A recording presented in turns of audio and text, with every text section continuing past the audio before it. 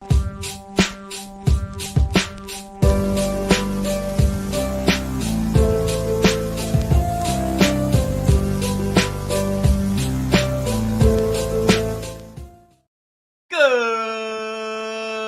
morning, everyone, and welcome back to Wake and Take. It's your boy Jason, and we've got some football to talk about today. It is Monday, so of course we are going to talk all our reactions to Week 11. We've got some fun thoughts today, so go ahead and take out your coffee, sit back, relax, and enjoy the show.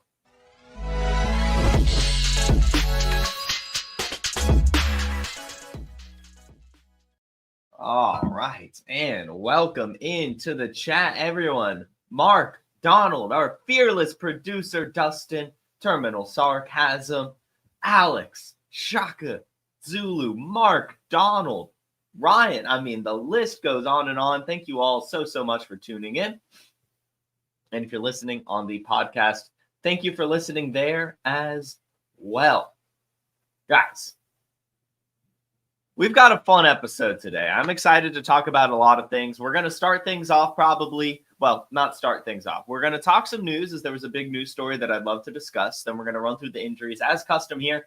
Then we're going to do a little bit of an L lap because I think it's important. We have so many victory laps today.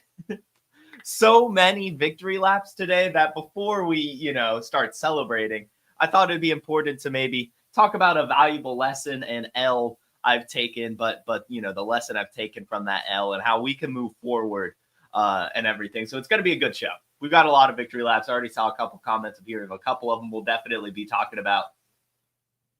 It's going to be fun. But before we get into that, I, of course, want to break down the biggest news story of this morning, and that is the fact that the Giants are going to go ahead and move forward with benching Daniel Jones, which we knew was going to happen, right? We talked about the injury guarantee on the contract. We talked about how the season is lost. We talked about how blah, blah, blah, blah, blah, blah, blah, blah, blah. It really made no sense for Daniel Jones to be the starter for the Giants anymore, especially with everything just kind of known from this year's draft cycle that they had already kind of moving on from. They wanted a quarterback in this year's draft. They were doing really whatever they could to not have Daniel Jones as their quarterback. So I'm honestly surprised he even made it this far. And credit to Daniel Jones for doing what he did. He had a couple big games this year, but for the most part, he just didn't do enough. I'm honestly not even sure if he really did enough to get a second chance, at least as a starter. I am curious at least to see what happens. Definitely not a big bucks starter, but maybe a cheap bridge somewhere. But I'm really, as we think about the league, not sure where that would even be. The surprise from this situation is not that Daniel Jones is benched, right? The surprise in this situation is the fact that they're actually going to Tommy DeVito. We talked about this all season, right? And I've got to, go ahead and apologize. We were prepared for this situation on Wake and Take. That much is true. But man, oh man, the amount of times I recommended picking up Drew Lock, stashing Drew Lock, holding on to Drew Lock for this very moment, and then for it to be Tommy DeVito, I've got to at least apologize a little bit and probably say we should have seen it coming, right? I mean, if the Giants were going to bench Daniel Jones because the season is lost, why would they put in a quarterback that could maybe win games in Drew Lock? They're going to go to Tommy DeVito because they want a higher draft pick. Why didn't we think about that? Why didn't we go as far as thinking that? But that's the point here, right? They are looking to tank Tommy DeVito. I know it was kind of a fun story. We like the whole Italian thing, but he really didn't show enough last year, at least in terms of being like a true starting caliber, winning NFL game type quarterback. I am curious to see. I know one thing we did see from him last year was the fact that he very often kind of just locked on to his first read. I am very, very, very curious to see how Malik Neighbors does rest of season, at least in terms of the volume department. Yeah, I know he's been getting volume, but this will be a different kind of volume, I think. But yeah, Tommy DeVito, starter rest of season. Danny Dimes is done. And I don't know how many more dimes he's going to be getting rest of his career either. Now, that's that situation, right? I mean, there is a little bit more, I guess, that I'll discuss. I did see, I forgot to mention this, that Joe Schoen, the current GM, was in Colorado this weekend watching the Buffs, watching and scouting Shedeur Sanders. That is, of course, going to be the quarterback that this team is tied to the most in New York Giants. I just think it's funny that Joe Schoen thinks he's going to be the GM next year. but we'll see how that develops as well. But tons of speculation to come on that when we get closer to the draft season. We've got actual football happening, week 11 stuff to talk about. So I want to run through quick injury updates, just a list of everyone who got hurt that we need to monitor throughout the week and rest of season. Of course, we don't know the severity too much, so this is just literally a quick rundown, nothing too crazy. But Gabe Davis picked up a knee injury, hopefully not too serious, but you never like to see knee injury. Brian Thomas Jr. did get an injury, but it seems to kind of just be more of a banged up type situation.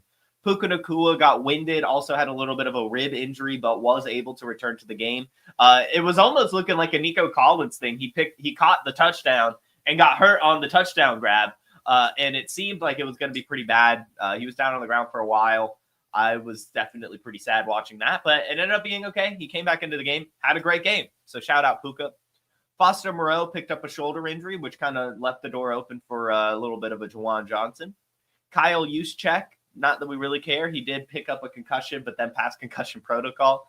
Dawson Knox had his eye poked, but then came back. Khalil Shakir had a back and hip injury, but came back. So just kind of look for those two to be a little bit banged up the next couple weeks. Lad McConkey, shoulder injury, was able to return and have a great game, though. T. Higgins, back injury, was able to return and have a great game. Just mentioned T. Higgins. Tyjae Spears picked up a concussion, just something to monitor throughout the week. Darnell Mooney, we talked about last week, right? Came up with actually, we didn't talk about it. I wasn't there on Friday. We'll give an update on that. Should have updated on that. But yeah, Darnell Mooney, we didn't really get to go over injuries last week, but he did pop up on the injury report with an Achilles injury, was able to come off and play the game, and then picked up a hamstring injury in the game. You never like to see hamstring injuries, especially for the kind of faster, speedier wide receivers like a Mooney is. We'll monitor that throughout the week. You know, that is kind of a fun flex play we've been having here over the last few weeks. So just definitely a situation to monitor. We had two running back injuries in Las Vegas, Alexander Madison and Zamir White. So monitor that as it pertains to Dylan Lobb. Raheem Mostert picked up a hip injury, but was able to return. In Minnesota, Josh Oliver picked up an injury, so it is an ankle. We'll see how it goes. It might just be even more volume for TJ Hawkinson, which could be huge. And that is it for the injuries. And I guess I'll just go do a little bit of an update. I did see a question here in the chat before we get into all the reactions. The bunny is doing well. Just to keep it as short as possible, bunnies have very, very sensitive stomachs. They have to constantly eat. If they stop eating, it is really, really bad. You have like 12 to 24 hours to act to make sure that they start eating and go to the bathroom in particular. Their system gets very, very clogged, and if they don't go to the bathroom, they die. They just straight up die. They just fall over and die. It happened overnight. Like, we knew she ate dinner, but she wasn't eating breakfast, wouldn't eat any of her treats, and so we didn't know how long it had been. So we just kind of freaked out. We were like, we got to go make sure we can get this sorted. So shout out Podfather for stepping up late notice. Didn't even ask him to, just said, hey, I've got to cancel this morning, but he stepped up, volunteered even. So really shout out Matt for doing that. That was a fun episode. Got to listen to that while waiting. Or actually, I think at that point I might have been finally heading back. I think it was a little bit of both. But shout out him for that episode. And yeah, sorry I couldn't come and do the usual preview. I don't know if you guys saw, but I did tweet out. I did record a start-sit video on my own personal channel. So go check that out. I mean, I guess it doesn't matter now, but you know, if I ever do miss, I'll try to at least record a little bit of a start-sit on my own channel that you guys can go find. That's at JFootballWine, as this little overlay shows. So we'll talk about some of those decisions right now, as literally one of the decisions on that show was to sit Jameson Williams, and this starts the L lap. As mentioned, I was going to start the reactions to this week with how mad I am at myself with a certain storyline, because as mentioned, we're going to have a lot of victory laps, but before we celebrate, we've got to, walk over the hot coals, and sitting Jameson Williams might keep me up at night for the next few years. There were multiple leagues I sat Jameson Williams, and multiple leagues I started him. As you guys know, I have way too much Jameson Williams. And I just looked at this game, this Lions-Jaguars game, and was like, well, granted, Sam Laporta wasn't announced out yet. But even then, even when Sam Laporta was announced out, I still, on my own fantasy teams, was like, I still don't, because like this Jaguars team is putrid. The Lions, like, because as I talked about starting David Montgomery in this, that it was start David Montgomery, sit Jameson Williams, because the Lions were just going to run the ball crazy. David Montgomery was going to have 2 touchdowns. Jahmyr Gibbs was going to have a big game as well. I just don't see much of a reason for Jameson Williams to be utilized at all. It's just like, this is just a cakewalk game for the Lions. I should have thought about it a little bit more, though, because, like, we know it. We all know it. The Lions are on a revenge tour. Like, they don't care. They just want to go crazy. They just want to score their points. And I should have known better. The president of the Jameson Williams fan club sat him. And it might end up sinking my Scott Fishbowl season. We'll see. We'll see. I still put up a huge week, but I sat Jameson Williams and Scott Fishbowl for, I guess, technically Tony Pollard or DeAndre Hopkins. Those would have been the 2 I was deciding between. And I don't know. It pains me, really, because I'm just such a Jameson Williams guy. And to see him in particular blow up on my bench pains me. And so I'm never sitting Jameson Williams again. That's my lesson learned. And the big lesson learned here is just to remain convicted.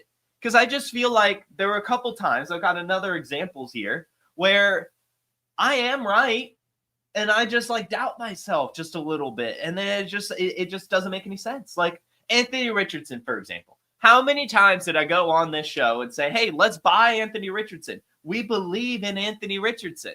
But then in my damn starts this show, I said sit Anthony Richardson because it's a tough matchup. And, I want to see Anthony Richardson prove it. But I believe in Anthony Richardson, but still wanted to sit him. Like, what am I doing? Got to put my chips where my heart is. And that's just a big lesson learned from this week in particular. It's a lesson I always teach myself every season, right? Just like, what you're doing. You know what you think. These players are really good for a reason. And yeah, it might not go right, but you've got to bet on them because they're going to blow up on your bench if you don't. Anthony Richardson, incredible game. Really shout out to him. We'll talk about that more later. We'll talk about Jameson Williams more later as well. And I want to talk about my Scott Fishbowl season, as I mentioned. No, hold on, because Roy is challenging me for president of the Jameson Williams fan club. And Roy, it's me. I'm sorry. I'll let you be secretary, vice president, maybe, if you send me a resume. But I'm president of the Jameson Williams fan club. But as Ryan, I had my best Scott Fishbowl week of the year, and it came at an important time.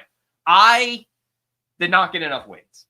I've got to be honest here. I did not get enough wins to make the Scott Fishbowl playoffs. Part of it injuries, part of it poor drafting, part of it not really working the waiver wire, if I've got to be honest with you. And it's I didn't get enough wins. I was 10-10 heading into this week. If you know Scott Fishbowl, you have to get 13 wins to make it. So even if I went 2-0, I was still going to be 1 win short. So it's going to come down to points. Currently, I'm about 100 people back, like 60 points back from the playoffs, top 2,000, which make the playoffs. So it's possible. It's within reach. I needed a huge week. And I got a huge week. We'll see how it goes. But again, I sat Jameson Williams. for DeAndre Hopkins and or Tony Pollard, whichever way you want to spin it. I don't know how to spin it, really. Those were the two. Those were the 2 I played over him. And that might sink me as I only put up 235 points on the heels of Taysom Hill. And while on the L lap, Taysom Hill, I knew the big game was coming. I knew the big Taysom Hill game was coming. Shout out Fast Draft. Because Fast Draft launched their DFS game this week. You could draft 6 players, do the whole booster thing, and see how it goes for the week. And I took Taysom Hill in 3 of those. I knew it. I was like, the Taysom Hill game is coming this week. I don't know how I knew it, but I just knew it. And also, Taysom Hill is just one of those players. He's fun to take in DFS tournaments right now because you can get him kind of late, and he has such a massive ceiling. But I'm not even going to win on any of those teams in the Fast Draft DFS tournament because I left him on the 1x booster, which just brings us back to the conviction point. You've got to remain convicted, everyone. If you've got confidence in your takes, just stick to your guns, because it's so much better to lose off of your take and be wrong, but, still follow your gut and your own advice and your own thoughts and your own thought process, than it is to win or even still lose and just be disappointed at yourself by benching a player you believe in. So just take that with you, everyone. Remain convicted. We're about to victory lap, but before we victory lap, I just want you guys to know more about Fast Draft. Oh, the NFL season is underway, and if you drafted on Fast Draft this summer, the Origins All-Rookie game, the Flex 4 game, check the live scoring, see where you are in the standings. You might be in line for a big payday. And no matter where you are in the world, you should have the Fast Draft app, because there's a custom Dynasty mock tool that's free to everybody with super sharp ADPs, and we're rolling out DFS tournaments throughout the year, and the 2025 tournaments will go live before any of us realize, oh my God, the 2025 season is upon us. Download Fast Draft, register, and you will be alerted as soon as these new contests are unleashed. Check it out on fastdraft.app. Go check out Fast Draft. Seriously, DFS is out. So, if you haven't been able to scratch that Fast Draft itch, just wait.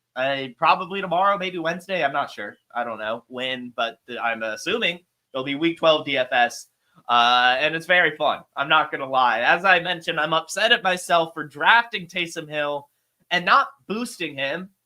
But this week, I'm boosting my conviction takes, and I'm coming home with the top prize in Week 12. It's going to be a fun way to end the season on Fast Draft. Go check it out, guys. Now, as mentioned, we're just victory lapping. We're going game by game, and we're recapping the good stuff.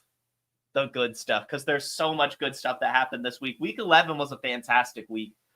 It really, really was. Lots of fun storylines, lots of great takes, lots of great calls, and lots of great things to look out for.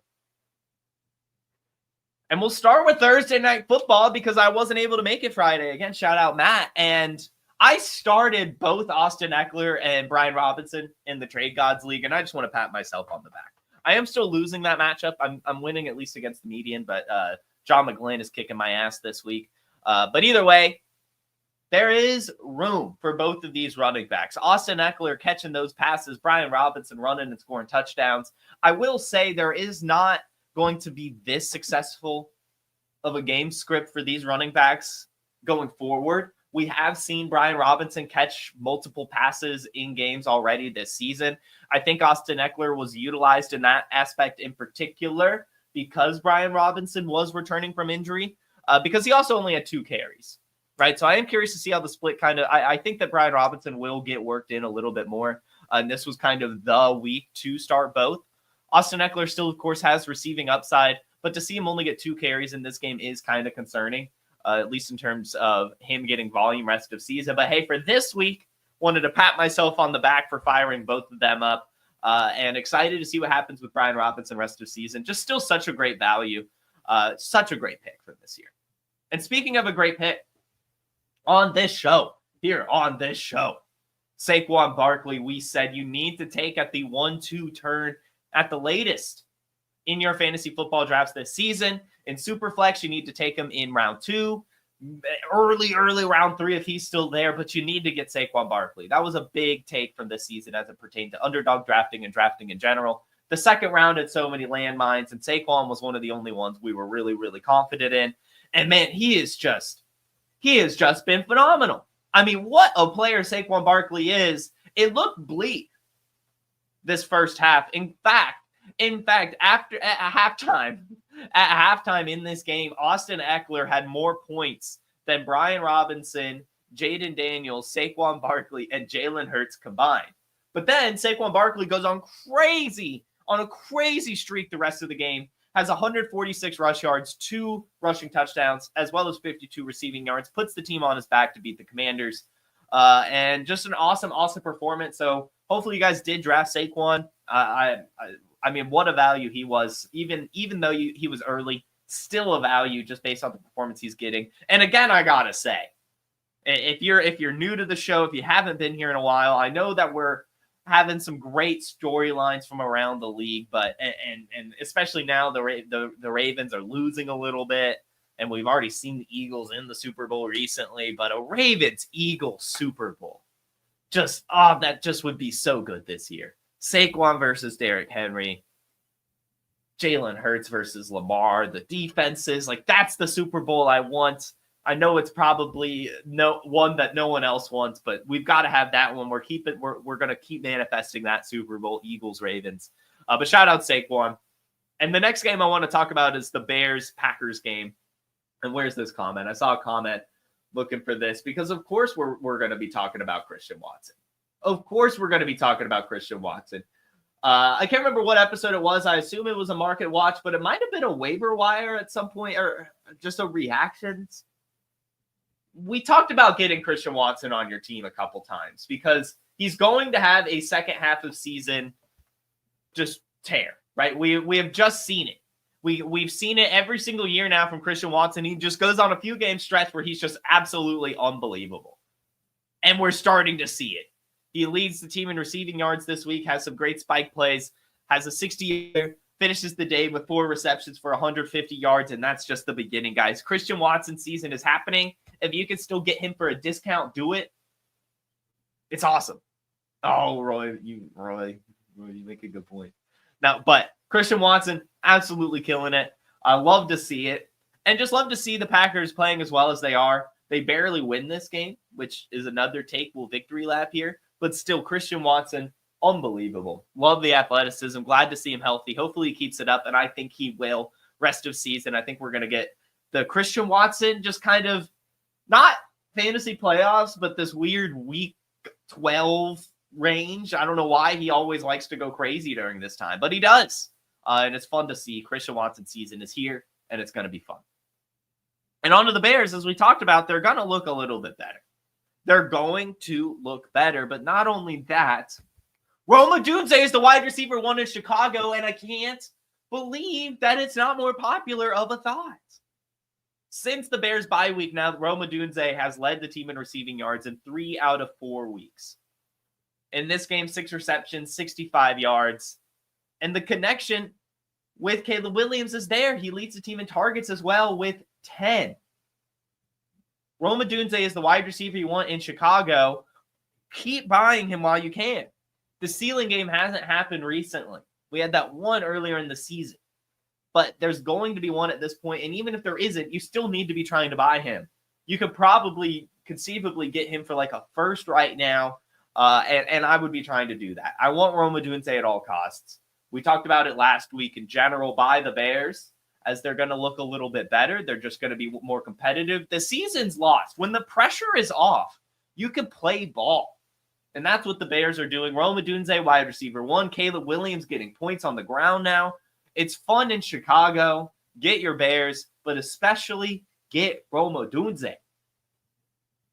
And this is a great segue. Wesley asking, Rome or BTJ? And on to the Detroit-Jacksonville game. I think BTJ is going to be fine. Which one would I rather have? Rest of season, I'm assuming? It's really close. I really think they're both really, really good options. Sorry, breaking news apparently on this team as well. But focus. We'll get to that breaking news in a second. I'm slightly leaning Brian Thomas Jr., which we'll get to the takeaway, but because he's the only wide receiver in Jacksonville. It's just him. And we talk about the Tom Savage corollary at PlayerProfiler all the time. These bad quarterbacks like Mac Jones, they just lock on to the wide receiver 1. They just do. And now, apparently, breaking news, Gabe Davis, torn meniscus, expected to have surgery, which means even more targets for Brian Thomas Jr. So while I do believe Rome Odunze is the wide receiver 1 in Chicago, he does have target competition on a better offense. So it's very, very close. I just think that even the bad offense targets on Jacksonville, especially with no target competition, slightly, very ever so slightly, outweighs it rest of season. And that's my take from this game. Brian Thomas Jr. is going to be fine. 7 targets, 5 receptions, 82 yards. And they're starting to cook. Mac Jones still looks terrible. There was a touchdown that was called back, so that's still there on the table. Just get Brian Thomas Jr. if you can at a discount. I made a bad trade, I'm not going to lie. We'll maybe talk about it later. It was an trade still. I definitely lost it. I traded Devon Achane, Tony Pollard, and Josh Downs for James Cook, Brian Thomas Jr., and DeAndre Swift. So Brian Thomas Jr., I think, better than Downs, but it's close now. Downs had a great game.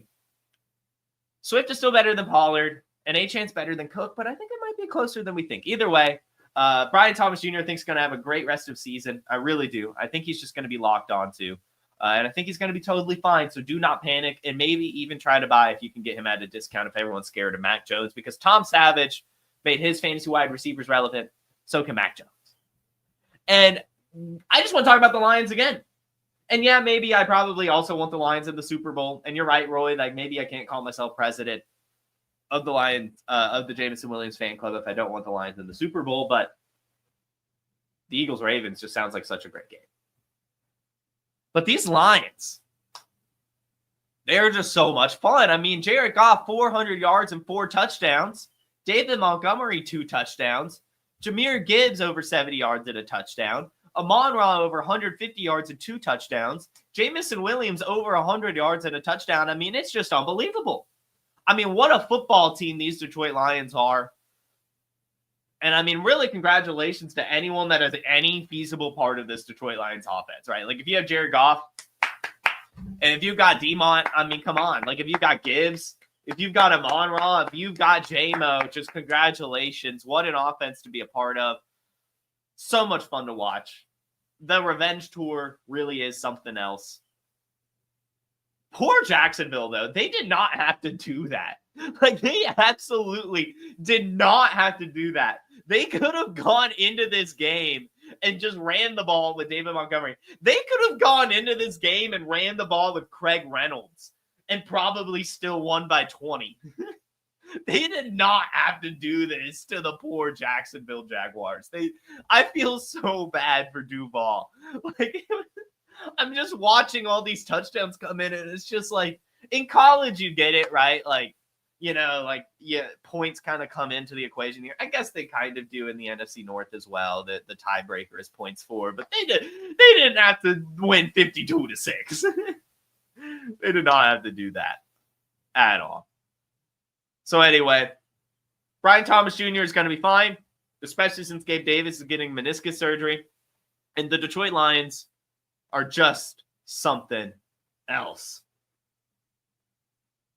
On to the Vikings Titans, because on my start sit show, as we talked about the ones I was disappointed with, we did say sit Aaron Jones. And that one, you know, I think was kind of against consensus. I'm not sure. But Aaron Jones, all-purpose running back against a bad defense in Tennessee. And I said, well, not so fast. Tennessee's defense is kind of stingy. They just, for some reason, allow touchdowns. And, you know, that for some reason is because Will Levis turns it over a lot. But Aaron Jones was also banged up, and Will Levis looking a little bit better. And I just didn't really think that Aaron Jones was going to be needed in this game. And yeah, bing, bang, boom. 15 carries for 39 yards, and that's it. Cam Akers, 10 carries for 25, so that's cool to see. He also gets a receiving touchdown. And Sam Darnold, believe it or not, had a rushing touchdown. So, hey, if you sat Aaron Jones, you're welcome. And yeah, that's really it for this game. It was kind of honestly an awful game for Minnesota outside of Sam Darnold, right? I mean, hey, I'll give Sam Darnold his flowers. But mostly pretty proud of myself for sitting Aaron Jones. Will take that victory lap. And this will be a little bit of an L. You know, I'll be honest. I was very excited for this Tennessee Titans offense as it pertains to fantasy football this year. I didn't think they'd be a good team, but I thought they would be good for fantasy, right? I thought Will Levis would actually be good. I bet on him. And Scott Fishbowl, for example, he's my Scott Fishbowl quarterback. Well, one of them. Jada Daniels is my quarterback, but I have Will Levis, and I invested in Tony Pollard. I invested in DeAndre Hopkins, who's now a Kansas City Chief. I thought maybe Calvin Ridley. Not really. I wasn't too into Calvin Ridley. But Tony Pollard, Will Levis, D-Hop in particular, I was big on. D-Hop not even on the team. Tony Pollard been pretty good. Will Levis pretty bad. But this Tennessee offense in general just has not been good. It's just that was a bad take. I was wrong. But right now, week 11, heading into week 12, I ask you, the Wake and Take audience, will they be bad next year? I want to ask that question because I'm thinking about it. I don't know. I mean, the pieces are kind of there for them to be better. And I don't think I'm crazy for saying that. You could call me for crazy for saying that, but I think that Will Levis is starting to look a little bit better. 300 yards, a touchdown, and only one interception. Rushing a little bit here. You know, Calvin Ridley looking okay. Nick Westbrook-Akine, apparently a fine role player, which we see time and time again. You know, they're going to have a high draft pick. You know, say they draft one of the top wide receivers from this year's draft class. We're talking about a good weapon. They already have a good backfield. I don't know. I don't know if Will Levis is out. I think he's doing enough. We'll see how he closes out this season. But I might say right now, even hey, shout out our producer, Dustin. Tennessee's schedule is bad rest of season. It's a field of evergreen on Sleeper if you go check it out. So I might say right now buy Will Levis in Dynasty. In Superflex Dynasty, call me crazy. But I think that the takeaway shouldn't be like, oh man, I'm so sad that I was wrong about the Tennessee offense. It's that we might be right for the Tennessee offense next year. We really might. Because I think that Will Levis is starting to take a little bit of a step forward. Yeah, he still has a long way to go. But I think the schedule is easy rest of year, that he'll keep his job. They'll use his draft pick on a wide receiver more than likely. Maybe bring someone in, maybe draft a offensive lineman and bring in a wide receiver. Who knows? But I think this offense will be someone we want next year. So I wouldn't mind buying Will Levis in Superflex Dynasty. I want to move on to the Dolphins-Raiders game because an important lesson on remaining convicted is also to be able to take new information and adapt. And it's weird and hard sometimes to find the line between adapting and remaining convicted. And I just want to say Brock Bowers was one that this offseason we weren't necessarily avoiding. I wasn't saying like don't draft Brock Bowers, but it was more of a, like if the value's right, you could take him. But I was kind of concerned. I was pretty heavy on Devontae Adams getting, being the alpha on that team. I felt that the Raiders would lock onto him a lot, and especially with Michael Mayer still there as well. Like I just didn't think that Brock Bowers would be the alpha in year one. I wanted him in Dynasty, don't get me wrong. But in terms of seasonal, I was not in on him. But week one, he went out there and dominated. In week one, we came on here and said he was the tight end one for the season, tight end one in Dynasty immediately. And that's just an important lesson, right? You have to know where to see it, and to see it immediately from Brock Bowers. It was nice to be able to take that and adapt our take on Brock Bowers. I made some trades for him immediately. It's just fun to see. And this guy is just so good. Just so good. 16 targets, 13 receptions, 126 yards, and a touchdown. An absolute alpha. More than just a tight end. The tight end one in Dynasty. Easy. Tight end one season. Brock Bowers, total stud. And an important lesson in remaining convicted while also adapting and where to draw the line. And on the Dolphins, again, when can you adapt? When can you, draw a line? Like where can you find those things? And one takeaway at a lot this offseason was don't draft Tyreek Hill. There was no reason to draft Tyreek Hill at cost. In fact, sell him in Dynasty. At his age, he's just too risky for the cost, right? Like you could take Tyreek Hill and trade him for Cooper Kupp and multiple picks or players. And that type of discrepancy to me was ridiculous at his age, as high of a ceiling as he has. And we saw why, right? Without Tua, he struggled. But even with Tua this season, he still hasn't had much of a ceiling yet. But a few weeks ago, really, because even while Tua was out, we talked about buying Dolphins and it was desperate. But especially a few weeks ago, we talked about it in particular, you've got to buy Tyreek Hill. Tyreek Hill is a sleeping giant. And he still is, even after back-to-back touchdowns, or back-to-back games with a touchdown. But he's just so good, and we had to be buying these Dolphins. And Tyreek Hill was a player that we faded in the offseason, but adapted and said it was time to buy. And now we're reaping the rewards. And it's just important to be able to adapt like that as we go through the season, as we take in new information. And I just hope that a lot of you were able to heed that advice, did get Tyreek Hill onto your team as we push for these championships, because he's going to be a huge part of it. The Dolphins are alive. Tua, 3 touchdowns, while Devon Achane also has a rushing touchdown. Jonnu Smith, 2 touchdowns and 100 yards. I mean, incredible stuff coming from the Miami offense now that Tua's back. And that's why you just got to hold your nose and buy those assets that no one wants anymore, like Tua when he was hurt, and Tyreek Hill and the rest of the Dolphins offense. And I might even go so far as to say now you could probably buy Jalen Waddle. Ew, maybe. I don't know. It depends on the price, but I think that there's going to be a game here or there as well for him. And as we talk about why you should have sold Tyreek Hill for Cooper Kupp plus, why not talk about this Rams-Patriots game? Because this Rams pass offense, what a call, right? We talked about it all offseason. The wide receiver you want from Los Angeles is Cooper Kupp, mostly because of cost, because we said that both Puka Nacua and Cooper Kupp would be top 15 wide receivers. But the fact that you could get Cooper Kupp way later was one of the best draft picks you could make this year. I had like a 40% exposure to Cooper Kupp on Underdog. I was getting this guy every single time. And I'm just so proud of myself for it. I got Matthew Stafford in a lot of leagues as well. This Rams passing offense is just incredible. And it's just important. It's a good lesson to remember that even as a player's old and you have a bad couple seasons, to remember who they were and what's still there. In Cooper Kupp's case in particular, he had one of the best seasons we'd ever seen from a wide receiver, but had an injury and was making his way back. This year, he was fully healthy. This year, Matthew Stafford was back. This year, the offensive line was getting better. This year, the run game was going to get better. This year, the defense was worse. So they were going to have to pass more.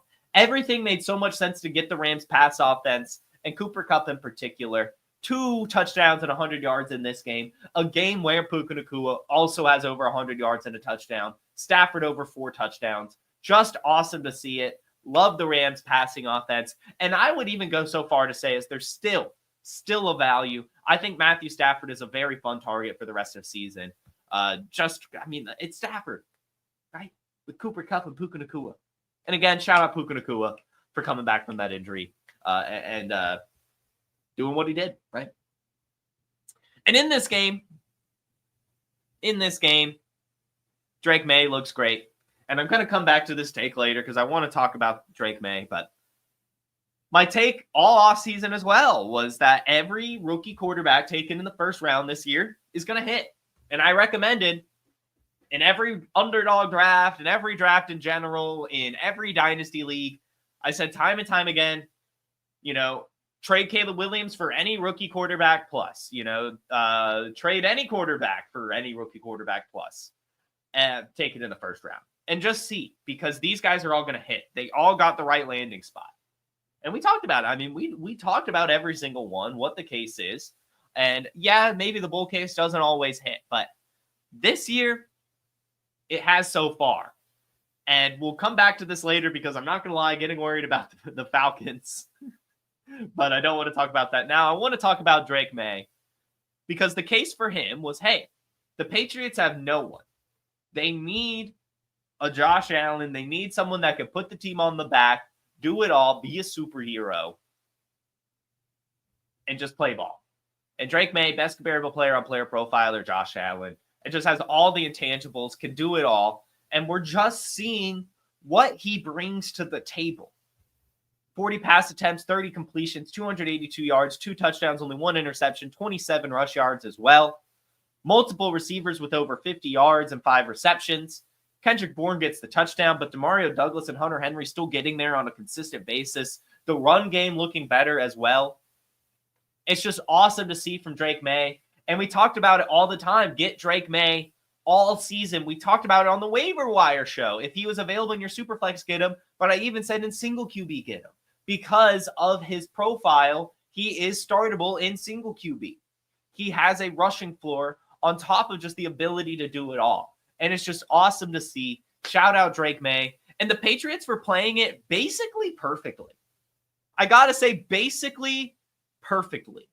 I don't know what more they could do I think they pulled the plug on the Jacoby Brissett situation at the exact perfect time.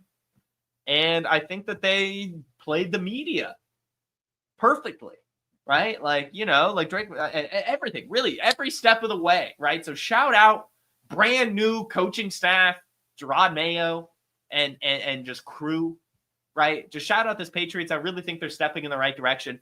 And it's awesome to see them like put up these awesome fights and lose, right? Because that means they're still going to get a really high draft pick, and they are also in the sweepstakes for a top wide receiver for Drake May. So while Drake May is still expensive, probably still worth buying in Superflex. And on to the next game, the Saints-Browns. Again, called the Taysom Hill game, knew it was going to happen, but I got to get better at the fast draft boosters. But just what a game from him and the Saints, really. I mean, all the injuries, no Rashid Shaheed, no Chris Olave. All you have is Taysom Hill and Alvin Kamara. Derek Carr still 2 touchdowns, no turnovers. Taysom Hill 3 touchdowns. Alvin Kamara just killing it. 4 receptions as well as 67 rush yards. MVS getting another big touchdown. Just shout out the Saints for not losing faith. They've got to stop winning games. But I'm happy that they're still able to score points and fight through this adversity. And I like this offense now. Taysom Hill is the funniest player in NFL history. I don't think there's a funnier player than Taysom Hill. Just his profile, who he is, his age, and he just always dominates. It's hilarious. It really is. So you got to like the Saints. Even as much as I hate the Saints, you got to like the Saints right now. I mean, you like Alvin Kamara, you like Taysom Hill, and Derek Carr is just Derek Carr. If you have a strong opinion about Derek Carr, either way, right? Like if you love Derek Carr, or if you hate Derek Carr, why do you feel that way? The definition of an indifferent quarterback.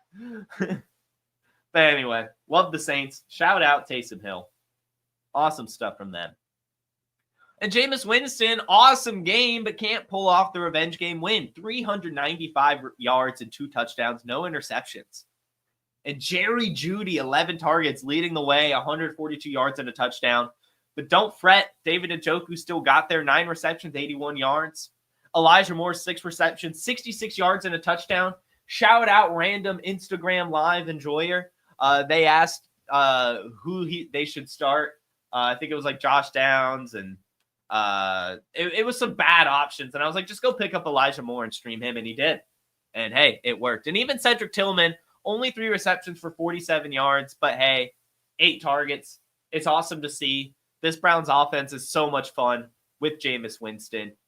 But I do want to see him win because I think Dustin, you sent me an interesting text this morning that we might have another Geno Smith situation on our hands. He has to win.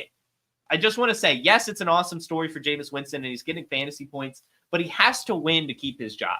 I do think that because we saw Joe Flacco last year take this team to the playoffs, essentially same team. No Amari Cooper, but still, right? So he has to start picking up these wins. I think this would have been a good, if beating the Saints would have been a really good step in that direction of taking the starting job. I think it's still definitely possible and a great story, and love Jameis Winston.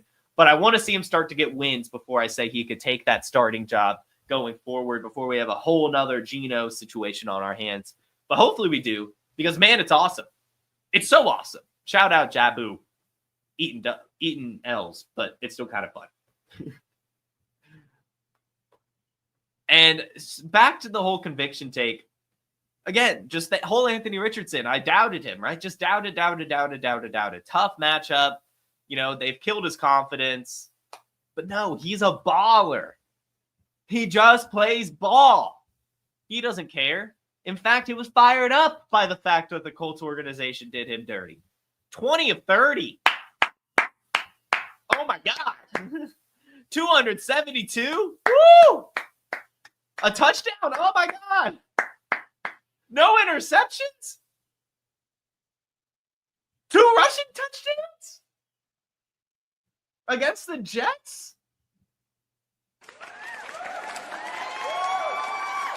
He has done it, ladies and gentlemen. Anthony Richardson's done it. He's here.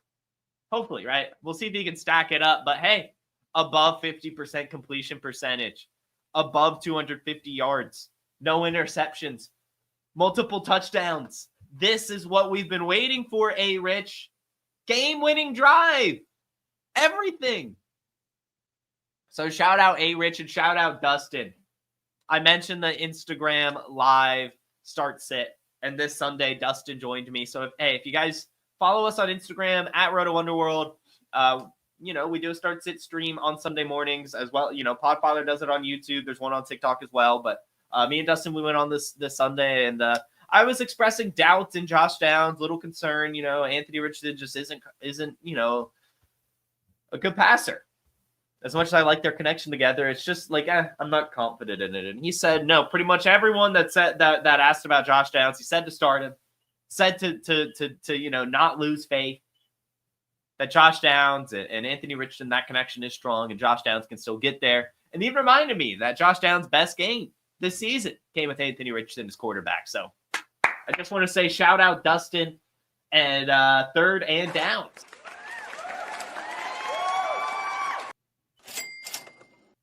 Good call. And man, it is also like a certain level of sweetness, right?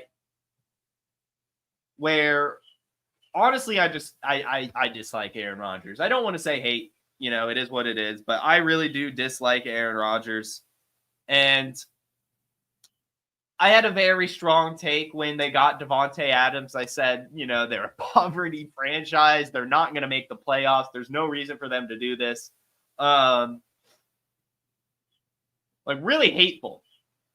And it's very, very sweet to see them lose, to back that up, right? That they're just not a playoff team. But also to see them get fantasy points. I mean, it's not bad. It's not bad. 22 of 29, 2 passing touchdowns. I mean, hey, right? Davante Adams, 6 of 72. Breece Hall, 2 touchdowns. We take it. And we especially take it when they also take a loss, right? Like we just, just doing everything they can to fight. But guys, Davante Adams was not going to save your organization. And why they thought he would, I just don't get it. And we're not being saved of it either because this is just making Aaron Rodgers want to play some more. Just wants to play next year. It's crazy. Crazy, crazy, crazy. Anyway, we got more takeaways. I'm going to play a very quick ad. Hopefully we have a quick one. My nose is kind of itching, to be completely honest with you. And I'm struggling. As you can see, my eyes starting to water. So here's some more on Fast Draft. Drafting is the best part of fantasy football, and drafting fast is what Fast Draft is all about. Fast Draft is the fastest best ball app on the planet. With just 6 rounds and a 20-second time clock, you can draft in under 10 minutes. Don't have 10 minutes? Use Turbo Mode to create teams with a click of a button. We love volume players, and volume players love Fast Draft because we make it exponentially easier to max enter 150 lineups, and if a tournament you love does fill, don't worry, we'll roll out another one the next day because we focus just on the players you care about. In April and May, our Origins tournaments are rookie only because the NFL Draft is the second most popular event in American sports after the Super Bowl. Fast Draft tracks player ownership in real time, so you can always see your exposure at a glance in the draft room, and there's no position restrictions. And the best part of that is you never have to draft a tight end. With only 60 players drafted, there are 2 key ways to get unique. You draft players well above or below ADP, or shake up your boosters. The boosters let you set 4 players with point multipliers up to 2x, so you can improve your chances of being unique by putting premiums on later round picks. Okay, that's what Fast Draft's all about. Now start your engines.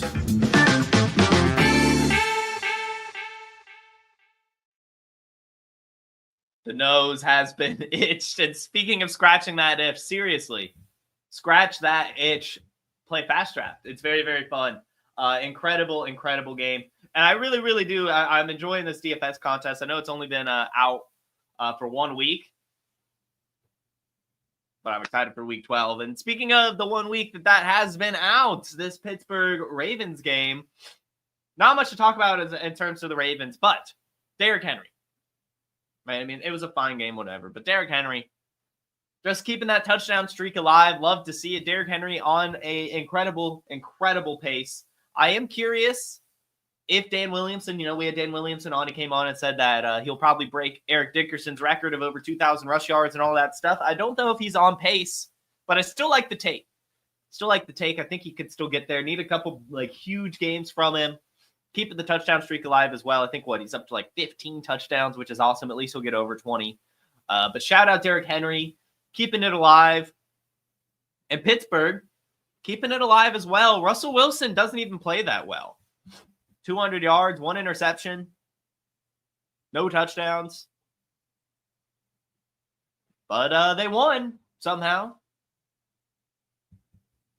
So, hey, shout out the Steelers. I want to say this right now as well. We talk about buying Will Levis.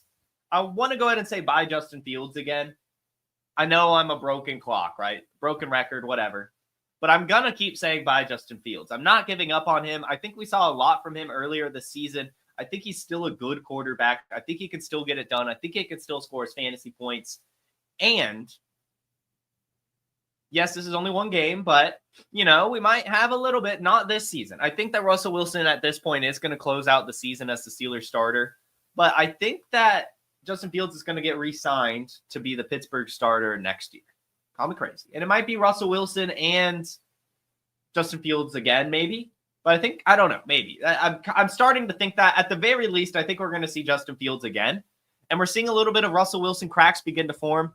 It might be because, now they have more tape on him as Pittsburgh Steeler, what they're trying to do. So, I could see if Russell Wilson struggles rest of season. Again, I still think he's going to start rest of season. But if he struggles, I wouldn't be surprised if they maybe want to just go to Justin Fields next year.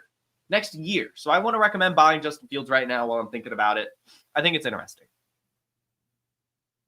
And interesting is the Falcons, right? So we talk about victory laps here. We talked about the Atlanta Falcons a lot this offseason as it pertains to the Kirk Cousins move. And my way of phrasing the Kirk Cousins move was, it's the most Atlanta Falcons move of all time. That the Falcons are going to look great, but either something's going to happen to Kirk Cousins or they're going to make the playoffs and lose immediately. It's going to basically be, they get their hopes up and then they disappoint. And that's what we're starting to see now from Atlanta. Now, back-to-back disappointing performances. Kirk Cousins, no touchdowns. And we even saw Michael Penix come into the game. Drake London struggled. Talked about sitting Drake London on the start-sit show. So, kind of worked. Still a good game. As I talked about, right? I said you'll probably still have a fine game, but it's definitely a floor game. If you have a fun option out there, just take it. But the cracks are beginning to form in Atlanta. And this is why I'm beginning to get worried about Michael Penix. Not that I don't think Michael Penix is good. But as we talk about every single first-round quarterback hitting, right? Every single one being a success. There's only 2 left that I think we could say could bust. I think Caleb Williams is fine. I know a lot of people still think Caleb Williams could bust. I think he's fine. I think he proved it this week. There's J.J. McCarthy, but, he's in Minnesota. And I don't know. I think I could succeed as quarterback in Minnesota, right? I think I could go out there and throw for at least a couple thousand yards over the season. But Michael Penix in Atlanta, it would be the most Atlanta Falcons thing. Even more Atlanta Falcons than spending $200 million on a 36-year-old quarterback coming off an Achilles tear that's never won a playoff game. Would be spending $200 million on a 36-year-old quarterback coming off an Achilles tear that's never won a playoff game. And then using a top 10 draft pick to draft his backup replacement quarterback in the future for him to also then bust. That is the most Atlanta Falcons thing possible. And so I'm not going to lie, I'm beginning to get a little bit worried. But that isn't analysis, right? All things point towards Michael Penix being good. He looked fine in this game, 2 of 4, 24 yards. And I still firmly believe that every first-round quarterback was a hit. But if there is to be a bust from this class, it would be so Atlanta Falcons for it to be Michael Penix. And speaking of the first-round quarterbacks being a hit, Bo freaking Nix.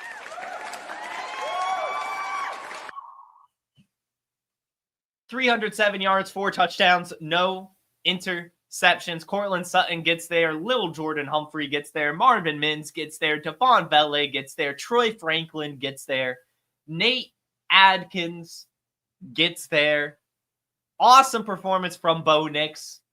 And I don't think he's going to do it, but he's at least going to make a case, and we're going to have a media frenzy about this. Bo Nix versus Jaden Daniels, offensive rookie of the year. I already know the media is going to go crazy for it. You already know it too. It's going to be Jaden Daniels. But it is going to be fun to watch, right? Like, that is going to be the thing to watch rest of the season as it pertains to that race, right? Bo Nix versus Jaden Daniels for offensive rookie of the year. That's what it is. It's not going to be Caleb Williams at this point. It's going to be Jaden Daniels. We know that. But if you want to have an underdog horse in this race, throw a fun little bet. Bo Nix is your horse. See what happens. You know, they have very similar passing numbers, but Bo Nix is losing definitely in the rushing department. It's really going to come down to how these teams end their season. Both of them on pace for the playoffs, right? So it's an interesting race. It's more than likely going to be Jaden Daniels, but Bo Nix is damn sure making a push. And one last victory lap here, of course. Of course, we were all overreacting to Audric Estime, and of course, we should stick with my original take all season that I keep losing conviction in, that I'm no longer losing conviction in. I'm done. I'm done. I don't want the Broncos backfield. I've been saying it all off season. And then like 1 week, I'm like, oh, you could pick up Jaleel McLaughlin. And then I'm like, oh, well, I never said anything about Javonte. I said sell Javonte. But, oh, you should pick up Audric Estime. Oh, you know, Jaleel McLaughlin's at least worth a stash, you know. Like, no. No Broncos running backs. We're done. It's over. We're done. And speaking of done, the 49ers might be done. The 49ers might be done. Geno Smith puts the team on his back. Not even a good passing day. Only 200 yards, no passing touchdowns, and an interception. But goes down the field, game-winning drive, runs it in, back-to-back scrambles, kills it, gives Jackson Smith-Njigba a massive game, 10 of 11, 110 yards. Kenneth Walker gets the touchdown as well. Proud of myself as well as we stick to the victory lap theme here. The Seattle Seahawks offense. I was one of very few people that very, very staunchly recommended drafting Kenneth Walker, recommended drafting Jackson Smith-Njigba, recommended drafting DK Metcalf as well. And this is playing out almost exactly as I expected. Heavy lean on Kenneth Walker, but also letting Geno Smith sling it, not only out of shotgun, but in play action too. Just awesome stuff from the Seahawks. Love this offense a lot right now. JSN breakout is finally here. And I hope as many people as possible that listen to the show was able to get him. And yeah. And while the 49ers season is trending towards being done, the buy window for Christian McCaffrey is very much not done. You can very much still buy Christian McCaffrey in fantasy if you're a contender, and I highly recommend it. Christian McCaffrey now is back-to-back weeks having literally all the opportunity. I don't care about the 2 touches that have gone elsewhere. He's getting it all. He has not had a ceiling game yet, though. Has not had the touchdowns. They're coming, though. And the 49ers, especially as they get more desperate, are going to continue to rely upon him. So Christian McCaffrey is legit. He's healthy, and he's killing it. So if you could get him, I would. Christian McCaffrey, buy while you still can. And then in the very next game, Buffalo versus Kansas City. Josh Allen did his best Geno Smith impression, puts the Bills on his back, game-winning drive, rushes it in for the game-winning touchdown, gets it done, has the passing touchdown, has the rushing touchdown. Khalil Shakir gets there, Curtis Samuel gets there. Dawson Knox has an okay game. Everyone comes and steps up. James Cook gets you there. James Cook killed it in this game, a couple touchdowns, despite having not many yards. He's going to get you there no matter what, whether it's yards or touchdowns. James Cook finds a way. But Josh Allen finds a way, ending the Kansas City perfect season, doing his best Geno Smith impression. We love to see it, and love to see how right I was again on the Bills offense. Said there was no alpha, and damn sure there is no alpha. Everyone steps up here. The only alpha is Josh Allen. And man, again, look, we're saying it. Chiefs are not making the Super Bowl. We all know it. Too many people think it's still going to happen. It's not going to happen. And this game shows why. When they're up against the Bills, or one of these other teams, really, for that matter, another one we'll be talking about later as well, they just are not going to win in the playoffs, at least. I don't think it's going to happen this year. But damn, I kind of lost conviction in Xavier Worthy again, back to the conviction, because I was buying Xavier Worthy where I could, trying to get him, still playing him even, despite bad performances, because he's boomer bust. And finally, I was like, you know what? DeAndre Hopkins is playing well. Travis Kelce's getting a ton of volume. I'm curious how Juju Smith-Schuster will look. Xavier Worthy's not getting any volume. I'm sitting him. I even dropped him in one of my shallower leagues, which I'm very mad at myself in. It's like, it's just not happening this year. And then, of course, he goes off. And somehow Travis Kelce does nothing. DeAndre Hopkins barely does anything as well. So, just goes to show, again, you can't lose conviction. And you got to remember sometimes that players are boom or bust. And Xavier Worthy is one of those. He's awesome. He is still awesome. So hopefully you bought him. I would argue, I know that sometimes people say, oh, don't buy high. I would argue that this is an okay time to buy high on Xavier Worthy. I think this will be one of those cases where his value actually hasn't gone up that much, but managers are willing to sell because they're selling high, quote unquote, right? Like, oh, we had a big game, it's time to sell. I'll put him on the block. But I don't think that's the case. I think it's worth buying him. I think he'll be good. And the final game was this Chargers-Bengals game. And my Super Bowl take might be coming down. I did feel that the Bengals would make a Super Bowl push. Just felt that they'd be one of those teams that would get hot at the right time and just win all their games and just go on a crazy hot wild card streak, make the Super Bowl. But they just keep losing.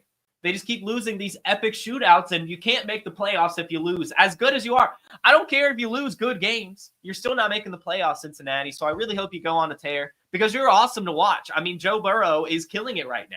Another 300-yard game with 3 touchdowns. T. Higgins in his first game back, 148 yards and a touchdown. Jamar Chase scores twice. Chase Brown still killing it. I mean, this is an awesome, awesome offense to watch. But they're just losing. So I hope they pick up some wins because I want more Bengals games. Shout out to Jamar Chase and Joe Burrow. And shout out the Chargers. Again, one of my big takes this offseason was to buy Justin Herbert. Do not give up on Justin Herbert. Everyone was like, oh, Jim Harbaugh, Greg Roman, they're going to run the ball a lot. There's no room for passing efficiency. What are you talking about? Like, Andrew Luck won a Heisman. A quarterback won a Heisman with him as the coach of Stanford. The weapons are kind of there. And Justin Herbert is just one of the best quarterbacks in the league. He's going to end up being good. And now we're seeing it. Just week after week now. I think this is 3 straight weeks in a row where he has actually had over 20 fantasy points, almost 300 passing yards, 2 touchdowns. But the big thing there that we talked about, right, was Greg Roman, Jim Harbaugh. They like using their quarterback on the run, and that's something we haven't seen Justin Herbert in a while. And he had 65 rush yards in this game. They have designed runs. They're going to let him use his wheels. It was going to take some time this year because of his injury, but now we're in the second half of the season. He's healed. And this team is relying on him. It's awesome. So shout out Justin Herbert. And hopefully you bought him like I told you to. Everyone, that will do it. Would love to answer questions, but we've already gone forever. Thank you, as always, so much for tuning in. We will be back tomorrow with some waiver advice, so make sure you tune into that. Everyone, I hope you have a magnificent Monday, a great day in general. Just have a fantastic day, guys, and a wonderful rest of your week. I'll see you tomorrow. Hit that like button. Hit the subscribe. Peace. From the Podfather to you, I deeply appreciate you tuning in. And many ask, what can I do? What can I do to help support the hosts, the research they do, the production costs? Go to PlayerProfiler.com, Dynasty Deluxe, World Famous Draft Kit, Rankings, DFS Dominator, and of course, Data Analysis. Subscribe to any one of those, and you support all of us and take Player Profiler to the moon.